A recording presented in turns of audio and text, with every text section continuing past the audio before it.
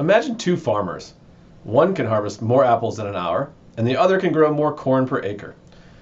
Each has an absolute advantage in a specific task. They're simply more productive.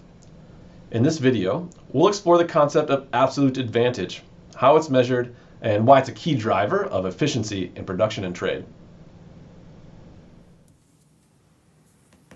The concept of absolute advantage is the idea of the ability to do a task with fewer inputs. This is kind of what I was talking about earlier in the specialization. If it takes a country fewer inputs to create an output, then they have the absolute advantage. So I'll go through an example here with those numbers that we had. So here's what we had for our production when we specialized from that previous slide. So if we measure costs and time spent, who has the absolute advantage here, right? So we would measure the cost and time spent. It's like one worker in the United States could create 100 pairs of jeans, okay?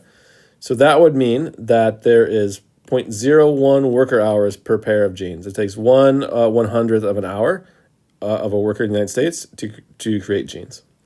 I'm going to jump down here to Vietnam and do the jeans example. One worker in Vietnam can create 500 pairs of jeans. So 1 divided by 500 equals 0.002 worker hours per pair, right? So this is less than, this is 0.2% of an hour to create a pair of jeans in Vietnam. It takes 1% of an hour to create jeans in the United States.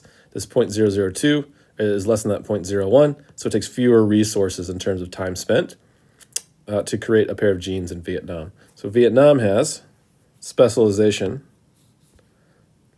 absolute advantage in producing jeans. Okay. Do the same comparison for the United States. One worker creates 10,000 vials, so take 1 divided by 10,000. You get 0.0001 worker hours per vial that it takes to create a vial. In Vietnam, one worker creates 1,000 vials, so 1 divided by 1,000 equals 0.001 worker hours per vial.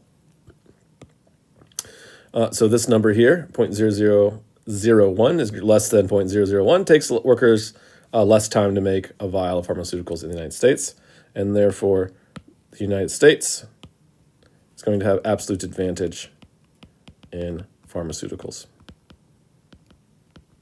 like so.